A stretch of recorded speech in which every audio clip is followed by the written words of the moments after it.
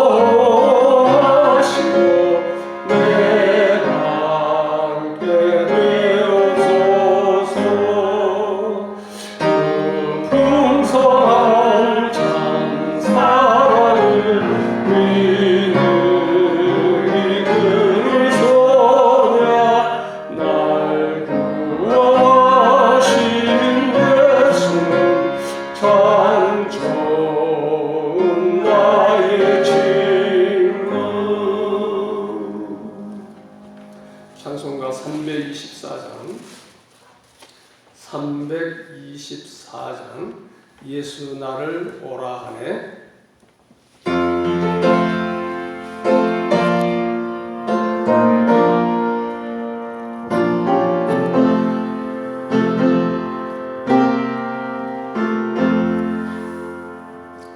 예수 나를 오라 하네. 예수 나를 오라 하네. 어디든지 주를 따라 주와 같이 가려네. 주의 인도하심 따라 주의 인도하심 따라 어디든지 주를 따라 주와 같이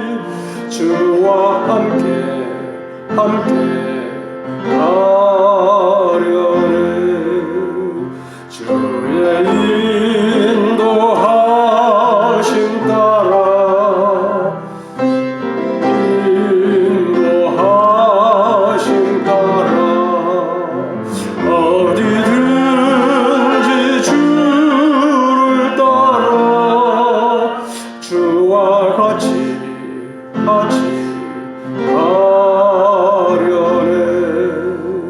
주가 크신 은혜여 나를 항상 돌보시고 크신 영광 보여주며 나와 함께 가시네. 주의 인도하심 따라 주의 인도하심 따라 어디든지 주를 따라 주와 같이 가려네.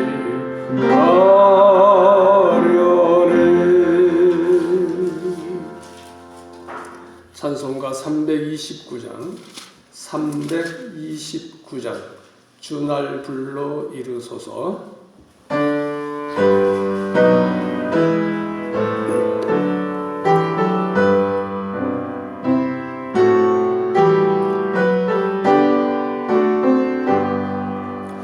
주 날 불러 이르소서.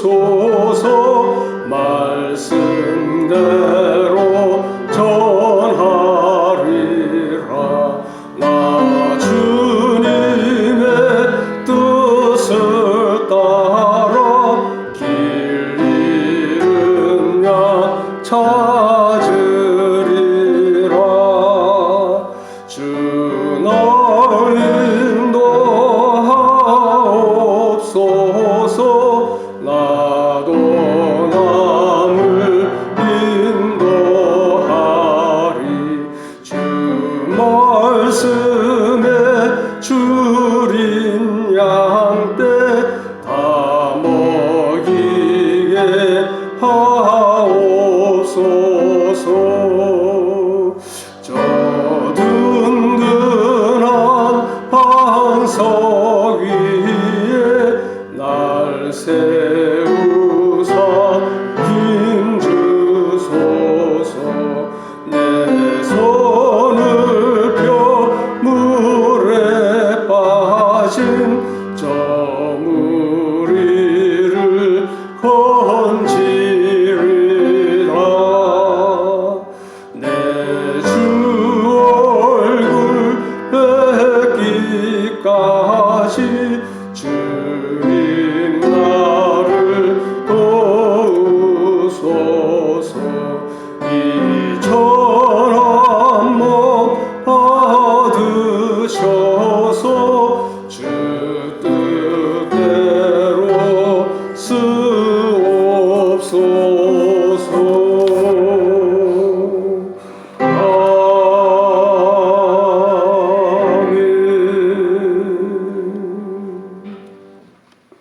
기도드리겠습니다. 하늘에 계신 우리 아버지 하나님, 아름다운 결실과 수확의 계절을 주시고 오늘 또 복된 주일 평온한 가운데 맞이하여 은혜의 보좌 앞에 나오게 하시오니 감사와 찬양과 경배를 드립니다. 오늘 예배가 성령과 진리로 드리는 참된 예배가 되게 하옵소서. 저희들은 악하고 더러운 모습이지만 회개하는 마음으로 나왔사오니 저희들을 받아 주시옵소서. 이곳에 임재하셔서 저희들을 만나주시고 만져주시고 주님의 보혈로 씻어주시고 치료해주시고 회복시켜 주시옵소서. 말씀과 성령으로 기름 부어 하나님을 더 깊이 알게 하시옵고 잘못된 저희들의 마음과 삶을 새롭게 변화시켜 주시옵소서. 그리하여 저희들을 통하여 하나님의 이름이 거룩히 여김을 받으시오며 하나님의 나라가 우리 각 사람 안에, 우리 가정에, 우리 교회에, 우리 나라에 임하게 하시옵소서. 우리 교회를 사랑하시는 하나님, 이곳에 몸된 교회를 세워주셨사오니 저희 교회가 산 위의 등대와 같이 복음의 빛을 찬란히 발하게 하시옵소서. 구원의 방주가 되어 많은 영혼을 구원하는 곳이 되게 하시옵소서. 이 골짜기 더 나아가 세계를 복음화하는 전초 기지가 되게 하시옵소서. 이곳에 오는 자마다 선포되는 말씀을 통하여 죽은 영혼들이 살아나고 병든 영혼과 육체가 치유되고 성령으로 충만하여 하나님과 이웃을 사랑으로 섬기는 능력 있는 제자들이 되게 하시옵소서. 우리의 기도에 응답하셔서 하나님의 살아계심과 사랑과 능력이 많으심을 마음껏 증거하는 교회가 되게 하시옵소서. 성도 간의 사랑의 섬김과 교제가 더욱 아름답고 풍성하여 의와 평강과 희락이 넘치는 하나님의 나라를 누리는 교회가 되게 하시옵소서. 그리고 전도의 열매를 많이 맺어 영혼 구원의 기쁨이 넘치게 하시며 하나님의 나라가 확장되게 하시옵소서. 아버지 하나님, 우리나라와 민족을 불쌍히 여겨 주시옵소서. 하나님 경외하는 복된 나라 되기를 원합니다. 하나님의 은혜로 이 나라가 자유와 번영을 누리게 되었건만 이 백성들이 하나님을 대적하고 타락하여 탐욕과 거짓, 교만과 위선, 사치와 향락, 음란과 동성애 등의 죄악이 창궐함을 봅니다. 주님 용서하여 주시고 이 땅을 고쳐 주시옵소서. 특별히 가정윤리와 생명윤리가 창조의 질서대로 세워지게 하옵소서. 대통령을 비롯한 모든 위정자들이 하나님을 경외하며 기독교 가치관으로 나라를 잘 섬기며 이끌어가게 하옵소서. 건국시에 세워주신 반공 자유민주주의 체제가 수호되게 하시옵고 지구촌의 갈등과 분쟁이 심화되는 이때에 세계 평화와 국익을 위하여 잘 대처할 수 있는 분별력과 지혜를 주시옵소서. 북한 동포들은 김일성 우상 체제 하에서 고통받으며 신음하고 있습니다. 김일성 우상 체제 속히 무너지게 하시고 억눌린 북한 동포들에게 참 자유와 해방을 주시옵소서. 속히 복음으로 평화 통일이 이루어져 하나님을 찬양하는 소리가 백두에서 한라까지 울려 퍼지게 하시옵소서. 교회들이 교회의 본질과 바른 영성, 특히 거룩함을 회복하게 하시옵소서. 세상의 빛과 소금의 사명을 온전히 감당하며 이 사회의 선한 영향력을 발휘하게 하옵소서. 주님의 재림을 바라보며 세계 도처에서 수고하는 선교사들을 오늘도 지켜주시옵소서. 특히 우리 교회가 품고 선교하는 시에라리온에서 헌신하는 선교사들을 붙들어 주셔서 그곳에 사단의 진을 파하며 하나님의 나라가 힘있게 확장되게 하옵소서. 우크라이나 전쟁, 이스라엘과 팔레스타인 전쟁으로 많은 사람들이 죽고 삶의 터전을 잃고 신음하며 불안과 공포에 떨고 있습니다. 전쟁과 지진, 폭우와 기근 등 여러 가지 재난들을 볼 때에 주님의 재림이 가까운 줄 믿습니다. 우리들은 더욱 경성하여 주님 앞에 설 것을 대비하는 지혜로운 자들이 되게 하시옵소서. 이 시간 단위에 세움받은 부족한 종을 붙들어 주시고 하늘의 권세와 능력으로 충만케 하시옵소서. 하나님의 심정으로 말씀을 잘 증거케 하시옵소서. 선포되는 말씀이 우리의 생명과 능력이 되게 하시옵소서. 성령님께서 그 말씀을 조명하여 주셔서 저희들이 잘 깨닫고 삶의 현장에 잘 적용 실천하여 열매 맺게 하시옵소서. 존귀하신 우리 주 예수 그리스도의 이름으로 기도드리옵나이다.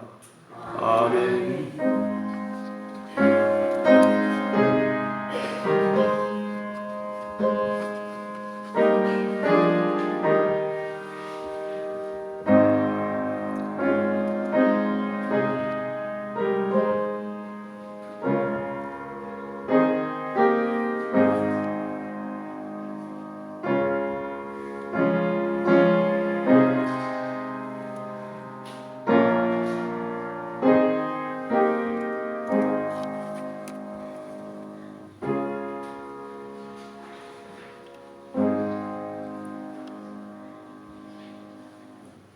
하나님의 말씀 요한복음 1장 43절에서 46절까지입니다. 요한복음 1장 마태, 마가, 누가, 요한이죠. 요한복음 1장 43절에서 46절까지 제가 받들어 읽겠습니다. 43절. 이튿날 예수께서 갈릴리로 나가시다가 빌립을 보시고 그에게 나를 따라오너라 하고 말씀하셨으니 빌립은 안드레와 베드로의 고향 벳세다 사람이었다. 45절. 빌립이 나다네엘을 만나자 그에게 말하기를 모세가 율법에 기록하였고 선지자들도 기록한 그분을 우리가 만났는데 그분은 요셉의 아들 나사렛 사람 예수님이시다 라고 하니 46절. 나다나엘이 그에게 말하였다. 나사렛에서 무슨 선한 것이 나올 수 있겠느냐. 빌립이 그에게 말하기를 와서 보아라, 와서 보아라 라고 하였다. 46절까지 봉독했습니다. 오늘 읽어드릴 말씀 요한복음 15장 16절. 요한복음 15장 16절 제가 봉독합니다. 너희가 나를 택한 것이 아니라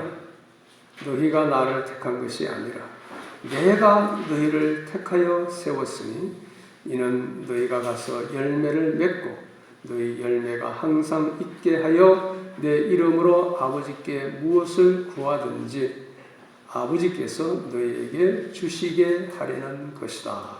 아멘. 자, 오늘 본문 43절을 보니 첫 절이죠. 예수님께서 갈릴리로 나가시다가 빌립을 보시고 그에게 나를 따라오너라 라고 빌립을 제자로 부르셨습니다. 자, 오늘은 이 말씀을 근거로 빌립을 부르신 예수님이라는 제목으로 말씀을 증거하겠습니다. 부제목은 나를 따르라 와서 보라. 나를 따르라 와서 보라입니다. 나를 따르라는 예수님께서 하신 말씀이고 와서 보라는 빌립이 나다나엘에게 한 말이죠. 자, 제목을 한번 따라 하실까요? 빌립을 부르신 예수님. 빌립을 부르신 예수님. 빌립을 부르신 예수님. 빌립을 부르신 예수님. 네, 오늘 말씀을 통해서 우리를 부르시는 주님의 음성을 듣기를 소원합니다. 자, 지난주일 설교 제목이 기억나시는지요? 그렇습니다. 제자를 부르신 예수님이었죠. 세례 요한이 친히 자신의 제자 2명을 하나님의 어린 양이신 예수님께로 인도하였습니다. 그 중에 한 사람이 누구였죠? 안드레였습니다. 예수님을 만난 안드레는 우리가 메시아를 만났다 라고 기뻐하면서 그의 형 누구를? 베드로인데 원래 이름은 시몬. 그의 형 시몬을 예수님께로 인도하였습니다. 세례 요한의 중매 곧 세례 요한의 전도로 안드레가 예수님의 첫 번째 제자가 되었고 안드레의 전도의 열매로 그의 형제 시몬이, 아마 그의 형입니다. 형 시몬이 예수님의 수제자 누구죠? 베드로가 됩니다. 놀라운 열매를 맺은 거죠. 시몬을 만나보신 예수님은 시몬의 미래를 내다보시면서 그의 이름을 베드로, 그 뜻은 반석이란 뜻이죠. 베드로라고 바꾸어 주셨습니다. 주님께서는 우리들도 반석 같은 신앙인으로 빚어 가실 것입니다. 우리도 누구를 만날 때에 그의 오늘의 모습만 보지 말고 그 속에 있는 잠재력과 가능성을 보고 이름을 불러주면 좋겠습니다.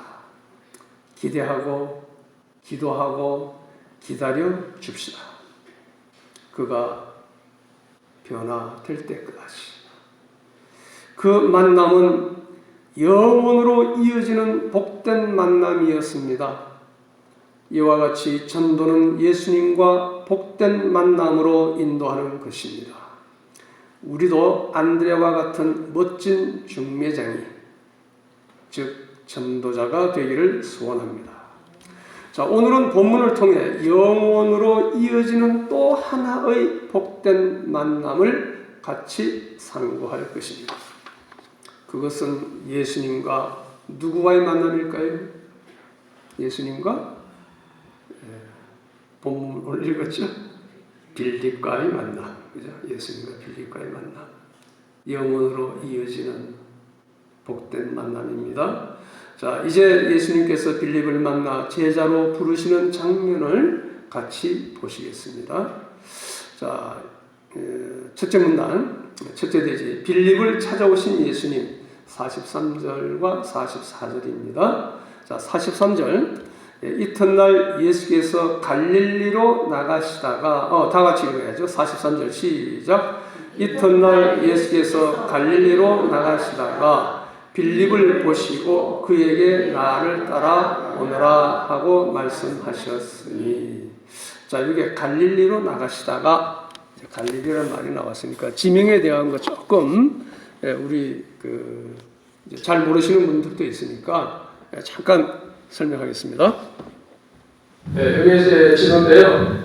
이스라엘 나라 지도인데, 이스라엘 나라는 지금 한참 이스라엘 나라에서 전쟁이 일어나잖아요. 가자 지구도 있고 서한 지구도 있는데, 예수님 당시는 이제 그렇지 않았고요. 지방이 크게 세 지방으로 나눠져 있었습니다.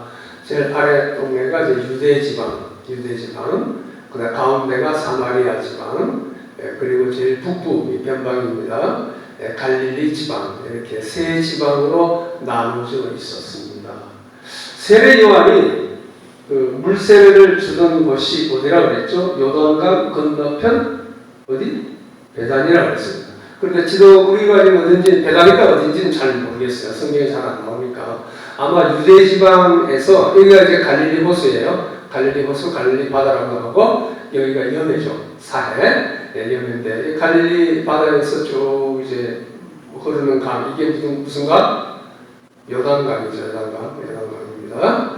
자, 그런데 지금 이제 세례 요한이 요단강 건너편, 아마 유대 지방에서 예루살렘 중심으로 봤을 것입니다. 예루살렘에서 봤을 때 이 요단강 건너편 어디요? 가리아 지방쯤 될 텐데, 베다니.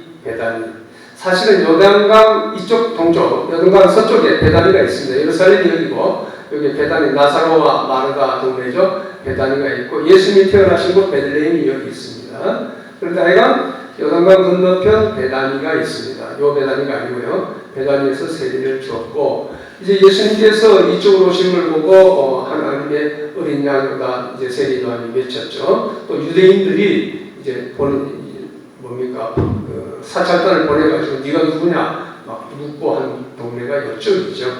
그런데 여기서 이제 요한이 이제 안드레와 세례 요한이 안드레와 아마 사도 요한일 겁니다. 사도 요한을 예수님께로 이제 보내었죠. 안드레가 베드로를 전도해서 그다음 베드로가 믿게 되었고, 예수님께서 이제 이 지역에서 갈릴리 저 북부 지역, 갈릴리 쪽으로 나아가시다가 어디서 만났는지는 모르겠어요. 정확하게 빌립을 만났다고 했습니다.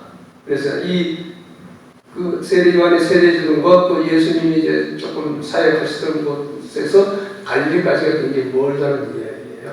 네, 멉니다. 이런 정도 지도를 보시고 나중에 저 나사렛 베세다라는 말이 있고 나사렛이라는 동네가 나오는 나사렛이 갈릴리 지방의 이쪽입니다. 나사렛이 여기입니다. 이렇게 여러분들 좀 기억을 미리 하시면 좋겠습니다. 이렇게 가버나움이 있고 베세다가 있고 나사렛이 이쪽이다. 여기까지. 이런 이제 지리적인 배경을 조금 이해하시면 좋습니다. 자, 43절 처음에 보니까 이튿날이 있다. 이튿날이라는 말이 지금 요한복음에서 세 번째 나옵니다. 29절에 나왔고 35절에 나왔고 이어서 본절 43절에 이튿날이라는 표현이 나옵니다. 자, 하루하루가 그냥 흘러가는 것이 아니라 하나님의 섭리와 역사가 이루어져가는 새롭고 중요한 날인 것을 의미합니다. 우리의 하루하루 날마다가 새로운 은혜를 경험하는 복된 날, 새 창조의 하루가 되기를 축복합니다. 오늘도 하나님의 뜻이 하늘에서 이루어진 것 같이 땅에서도 이루어지는 복된 날이 되기를 축원합니다. 자, 그 다음 문장. 예수께서 갈릴리로 나가시다가 빌립을 보시고, 그러죠? 자, 개역개정은 빌립을 만나 그렇게 되어 있습니다. 자, 유대 지방에 계시던 예수님은 이제 북부 지방 갈릴리로 가는 길에 빌립을 만나십니다. 이 만남은 우연이 아니라 예수님의 계획 속에 일어난 일입니다. 누구의 소개도 없이 오늘은 예수님께서 친히 빌립을 만나십니다. 빌립이 예수님을 찾고 있었던 것이 아니지요. 이 만남의 주도권은 전적으로 예수님께서 가지고 계셨습니다. 예수님께서 직접 나서서 빌립을 찾아 구원하셨고 그로 하여금 구원 사역에 참여케 하셨습니다. 갈릴리는 유대 지방에서 멀리 떨어져 있는 곳이지요. 아까 지도에서 봤잖아요. 생활 수준이 낮은 지역으로 가난하고 병들고 소외된 자, 죄인들을 위해 오신 예수님께서는 바로 이곳을 사역의 본거지로 삼고자 결심하셨습니다. 그리고 예수님은 빌립을 찾고자 먼 거리를 여행하셨습니다. 한 영혼을 얻기 위해 먼 거리도 마다하지 않으시고 가시었습니다. 예수님은 구원받을 사람에게 이르고자 그 어떤 먼 거리도 가십니다. 하늘에서부터 이 낮은 땅으로까지 오시지 않았습니까?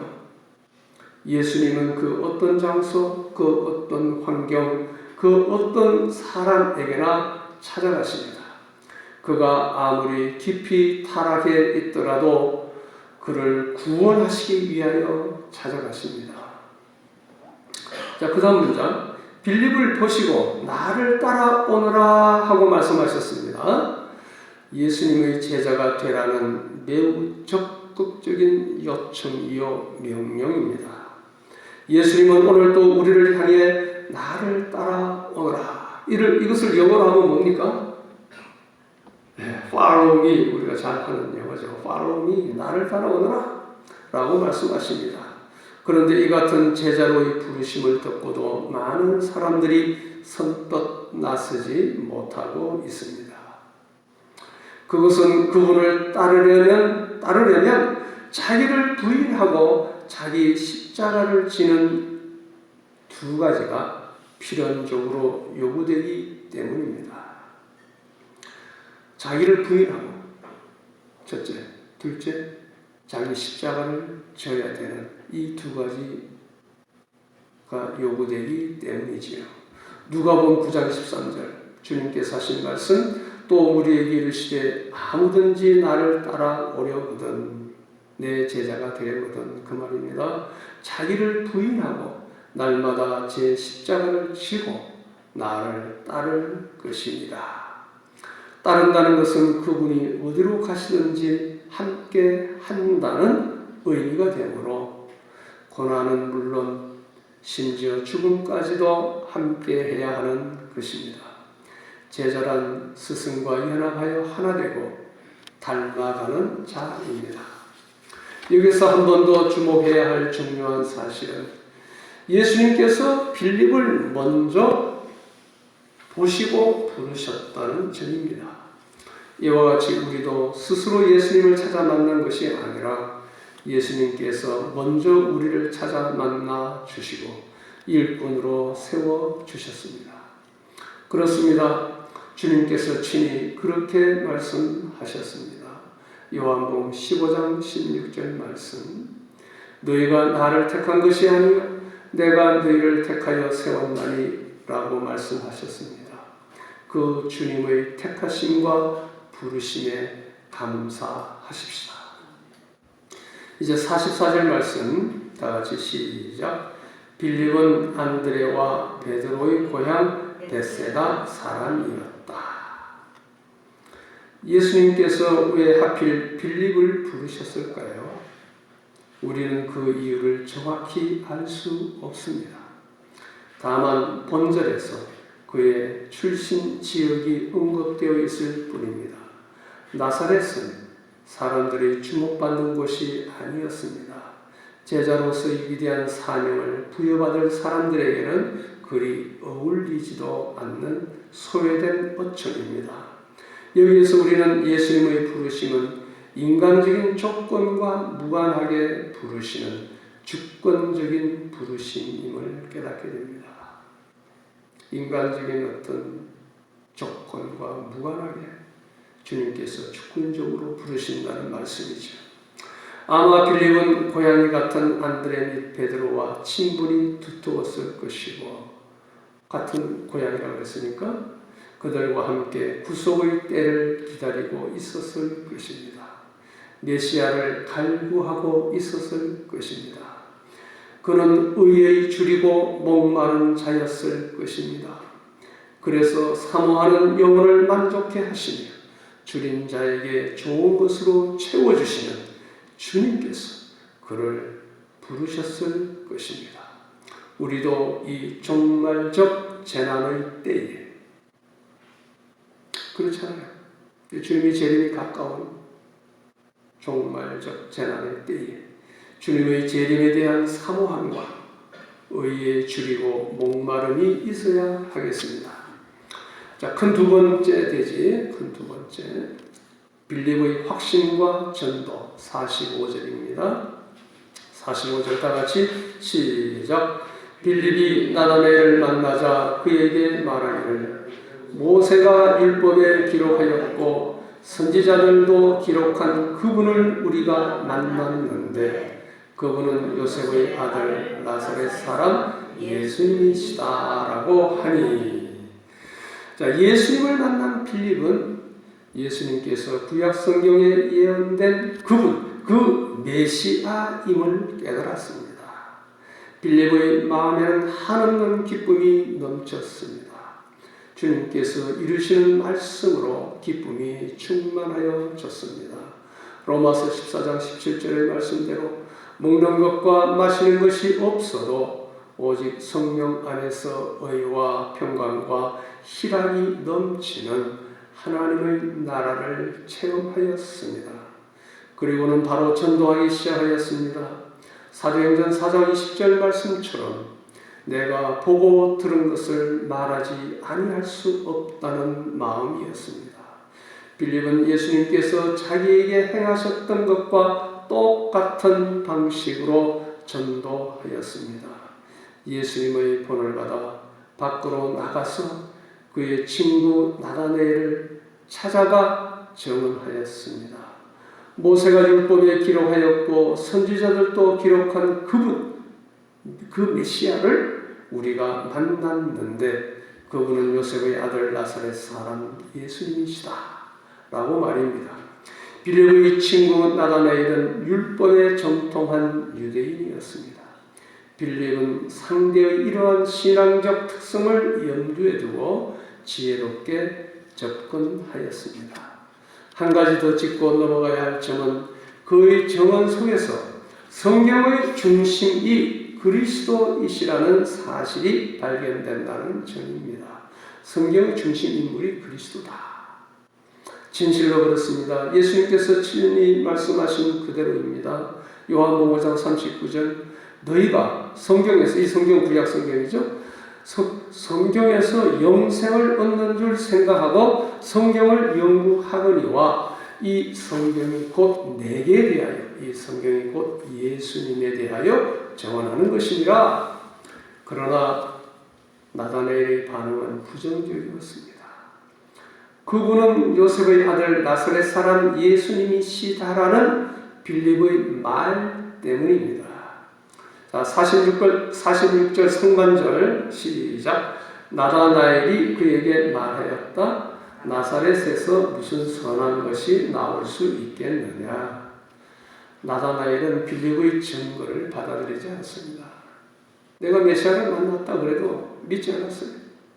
그의 반응은 회의적이고 부정적이었습니다. 나사렛에서 무슨 선한 것이 나올 수 있겠느냐. 나다나엘이 이렇게 반응한 것은 당시 사회적 분위기에 비춰볼 때 조금도 이상할 것이 없습니다. 왜냐하면 갈릴리라는 지방이 원래 북쪽 변방인데다가 그 중에서도 나사렛이라는 동네는 가난하고 소외된 비천한 곳이었고 정통 유대인들은 나사렛 사람을 멸시하고 있었기 때문입니다. 또한 그는 구약에 능통한 자였으므로, 나다나엘이 구약에 능통한 자였으므로 메시아가 유대 땅 베들레헴에서 나실 것으로 알고 있었을 것입니다. 미가서 5장 2절 베들레헴 에브라다야 너는 유다 족속 중에 작을지라도 이스라엘을 다스릴 자가 내게로 나올 것이라. 이스라엘을 다스릴 자, 메시아를 의미합니다. 이 예언의 말씀을 아는 나다나엘은 베들레헴이 아닌 나사렛에서 무슨 선한 것이 나올 수 있겠느냐. 네 지금 메시아 만났다 그랬잖아요. 나사렛에서 무슨 나온 인물이 메시아가 될 수 있느냐. 성경적으로 맞지 않는다 라고 부정적인 반문을 한 것입니다. 성경에서 약속한 대로 온 메시아가 아니면 믿을 수 없다는 단호한 태도입니다. 이것은 성경을 근거로 신앙생활을 하는 올바른 태도를 보인 것입니다. 빌립이 말한 대로 예수님은 나사렛 목수의 가정에서 자라난 나사렛 사람이 맞습니다. 그러나 태어난 곳은 어디죠? 베들레헴입니다. 구약 성경에 메시아가 태어날 곳으로 예언된 그 베들레헴입니다. 예수님은 성경의 예언대로 베들레헴에서 태어났습니다. 그러나 안타깝게도 빌립이나 나다나엘은 예수님께서 베들레헴에서 태어난 사실을 모르고 있었을 것입니다. 우리들도 가끔 어떤 사건에 대하여 정확한 사실, 정확한 팩트를 모르고 풍문에 의해 오해하고 잘못 판단하는 오류에 빠지는 경우가 있지요. 나다나엘이 그러하였습니다. 46절 하반절 같이 보겠습니다. 시작. 빌립이 그에게 말하기를 와서 보아라 하고 하였다. 빌립은 나다나엘의 부정적인 반응에 대해 실망하거나 더 이상 다른 말로 논쟁하지 않고 와서 보아라고 하였습니다. 그는 경험이 논쟁보다 유익함을 잘 알았으므로 이렇게 말한 것입니다. 이제 결론입니다. 결론적으로 두 가지를 말씀드리겠습니다. 첫째, 예수님의 제자가 된 사람들은 무엇보다도 전도를 힘씁니다. 지난주일 말씀에 의하면 세례 요한의 제자였다가 예수를 쫓게 된 두 사람 가운데 하나가 안드레였습니다. 그는 예수님의 제자가 되자마자 맨 먼저 자기 형제인 베드로를 찾아가 우리가 메시아를 만났다 라고 증언하고 그를 예수님께로 인도하였습니다. 아무도 그에게 이렇게 하라고 가르치거나 명하지 않았습니다. 그럼에도 불구하고 그가 이렇게 한 이유는 무엇일까요? 그 이유는 간단하지요. 그는 예수님께서 메시아라는 사실을 발견했던 것입니다. 참으로 놀라운 발견이었습니다. 그는 그 사실을 알고는 도저히 가만히 앉아 있을 수가 없어서 형제 시몬에게 이 사실을 알려주었던 것입니다. 메시아는 유대인들이 오랫동안 사모하며 기다리던 분이었습니다. 그래서 안드레의 이 발견은 참으로 엄청난 것이었고 그가 즉시 형제 시몬을 찾아가서 이 사실을 전한 것은 너무나도 당연한 일이었던 것입니다. 사랑하는 가족이나 친척, 친구 중에 누가 병들어 죽어가는데 이 병을 고칠 수 있는 명의가 나타났다면 여러분들은 어떻게 하시겠습니까? 어떻게 해야 돼요? 아마도 만사를 제쳐두고 먼저 당사자들을 찾아가 이 사실을 알려줄 것입니다. 예나 지금이나 예수를 만나 구원 얻은 성도들이 전도하지 않고는 견딜 수 없어 하는 까닭이 여기에 있습니다. 예수님께서 그리스도이십니다. 즉 기름 부음 받은 왕이요 제사장이요 선지자이십니다. 우리를 속이고 유혹하여 범죄케 한 원수 마귀를 멸하신 왕이시요 사단에게 속아 범죄한 우리를 죄의 형벌에서 구속하여 주신 제사장이시요 타락하여 하나님을 떠나 죄 가운데 방황하며 신음하는 우리를 하나님 앞으로 인도하시는 누구예요? 선지자이십니다. 빌립은 이 진리를 알았기에 예수님께서 주시는 자유함과 평안과 기쁨을 체험하였기에 누가 시키지 않아도 스스로 나아가서 전하였던 것입니다. 사람들은 대개 자신이 발견하게 된 놀라운 사실에 대해 널리 알리고 싶어서 안달하게 마련이지요. 예수를 믿어 구원의 감격을 맛본 사람들은 초대 예루살렘 교회의 성도님들이 그랬던 것들처럼 복음을 전하고자 최선을 다하는 것입니다.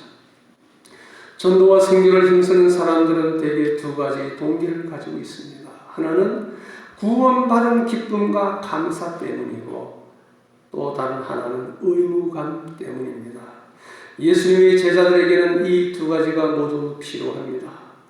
어떤 이들은 구원의 감격은 가진 것 같은데 도무지 전도에 관심을 보이지 않습니다. 전도가 순종해야 할 주님의 지상 명령, 가장 높은 명령이라는 사실을 모르기 때문일 것입니다. 사람들은 보물단지를 발견하면 여러분들 어때요? 보물단지 발견하면 이걸 막 공개합니까? 아니죠. 공개하길 꺼려하죠. 귀한 것들을 가지고 있으면 이것을 빼앗아 가려는 자들이 있기 마련이므로 소문이 나는 것을 두려워합니다. 뭐 복권에 당첨됐다든지 아니면 보물 항아리를 발견했다든지 숨기죠. 하지만 복음에 대해서는 감추려고 애쓸 필요가 전혀 없습니다. 왜 감춥니까? 그 복음은 누가 도둑질해 갈 수 있는 것이 아닙니다.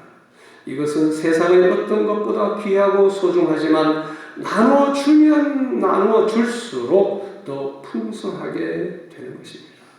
그러므로 성도는 복음을 자기 혼자만 독차지하려고 감춰둬서는 안 됩니다.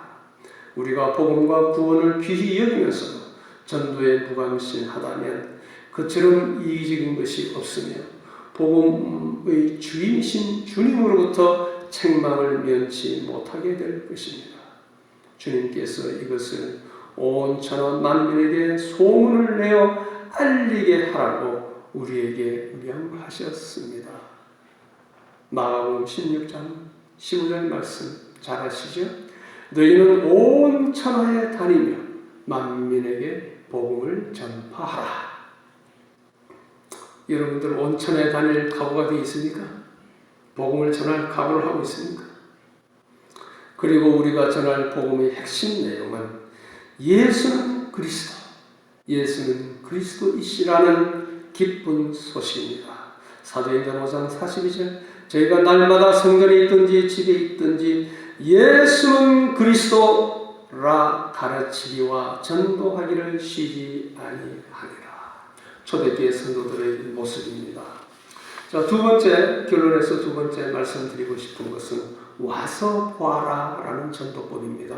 와서 보아라. 복음 전파의 핵심은 사람들을 예수님께로 인도하는 것입니다. 오늘 본문에는 빌립이 나다나엘을 찾아가서 전도한 방법이 나옵니다. 나다나엘은 빌립이 말하는 예수가 갈릴리의 나사렛 사람이라는 말을 듣고 나사렛에서 무슨 선한 것이 날 수 있겠느냐고 반문하였습니다. 이것은 당시 유대인들이 가지고 있던 일반적인 생각입니다. 더욱이 나다나엘은 메시아가 나사렛이 아닌 베들레헴에서 나시라는 것을 성경을 통해 알고 있었을 것입니다. 그래서 빌립의 말을 듣고 그와 같이 부정적인 말을 한 것입니다. 나사렛에서 뭐가 나오냐? 그러나 빌립은 나다나엘과 논쟁하지 않고 다만 와보라고만 하였습니다. 바로 며칠 전에 예수님께서 세례 요한의 제자들에게 와서 보라고 초청하였고 빌립에게도 나를 따라오라고 하셨는데 이제 빌립이 그 역할을 본받아서 하고 있는 것입니다. 여기서 우리는 두 가지를 알 수 있습니다. 첫째, 복음을 전하기 위해서는 자신이 먼저 복음으로 변화되어야 한다는 것입니다. 내가 먼저 변화되어야지. 둘째, 논리나 지식이 사람들로 하여금 예수님을 믿음에 이르게 하는 것이 아니며 우리는 다만 그들을 예수님께로 이끄는 역할을 할 뿐이라는 사실입니다. 그런 의미에서 와서 보라는 빌립의 말은 참으로 겸손하고 또 분명한 전도자의 태도인 것입니다. 우리는 우리가 추수하는 일꾼으로 부르심 받았지만 추수는 하나님께 속한 일이라는 사실을 기억해야 합니다. 주님께서 친히 말씀하셨습니다. 요한복음 6장 37절 아버지께서 내게 주시는 자는 다 내게로 올 것이요. 사도행전 13장 48절 영생을 주시기로 작정된 자는 다 믿더라. 전도는 우리가 하되 믿게 하시는 분은 하나님이십니다.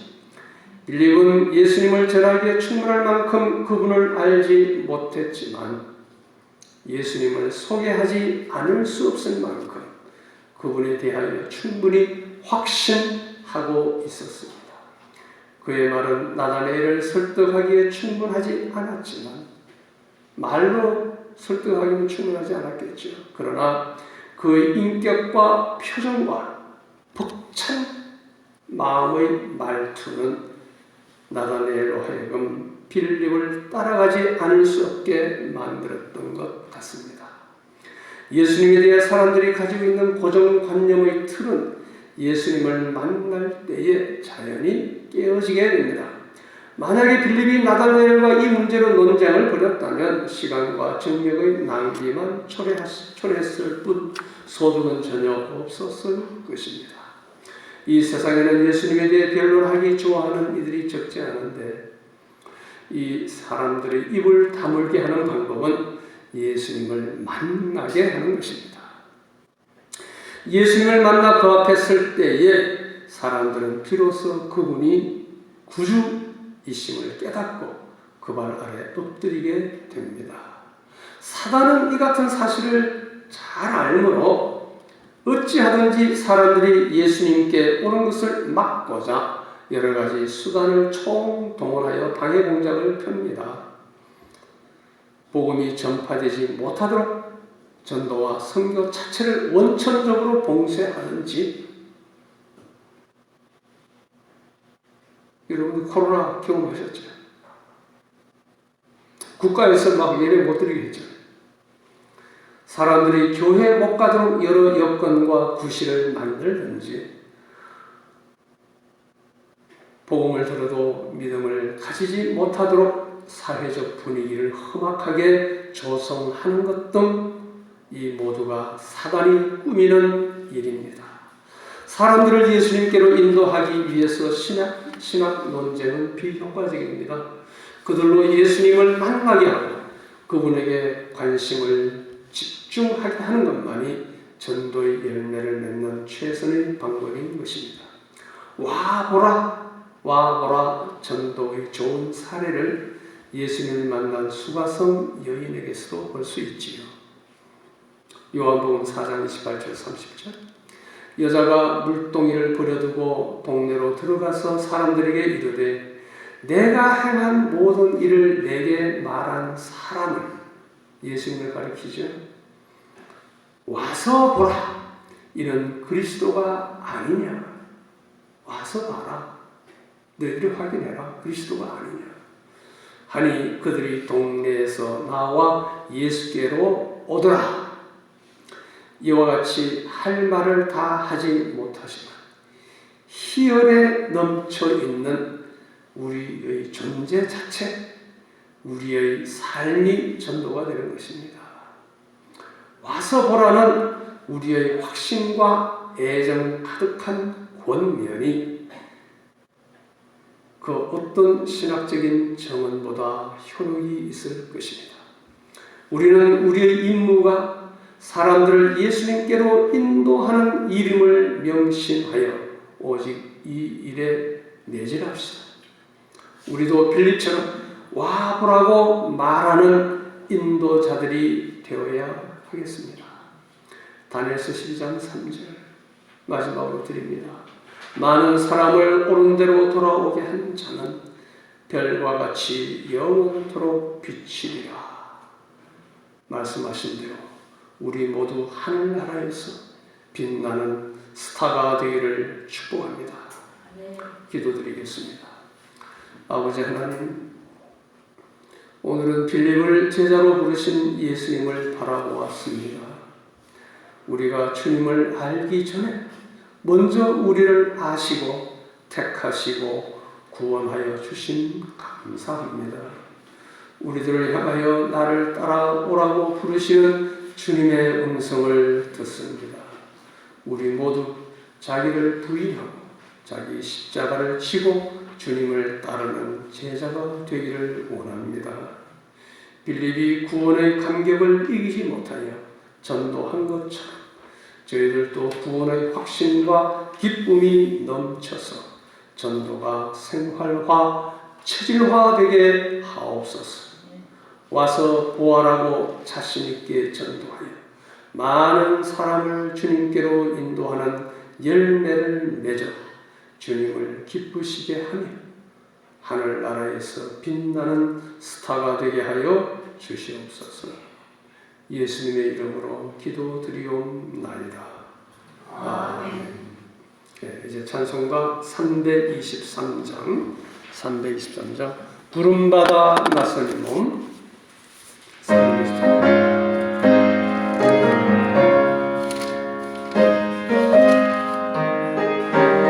1절과 3절만 하겠습니다. 부름받아 나서는 몸 어디든지 가버리다. 외로우나 즐거우나 주만 따라가리니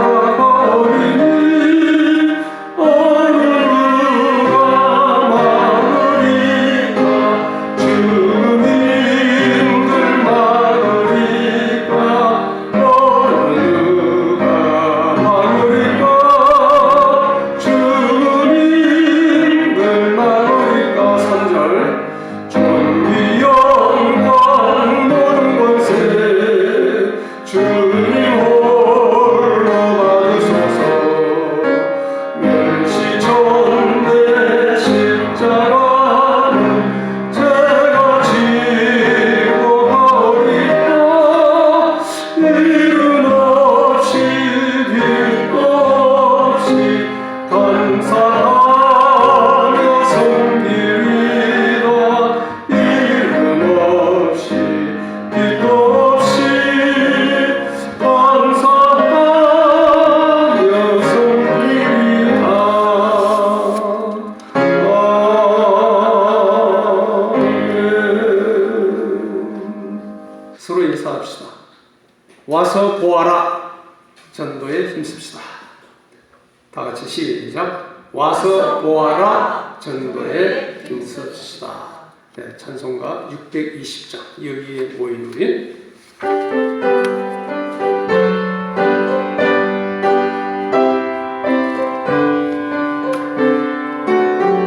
1절만 여기에 모인 우리 주의 은총 받은 자여라 주께서 이 자리에 함께 계심을 아노라 언제나 주님만을 찬양하며 따라가리니 시험을 당할 때도 함께 계심을 믿노라 이 믿음 더욱 굳세라 주가 지켜주신다 모든 밤에도 주의 밝은 빛 인도하여 주신다. 축복하겠습니다.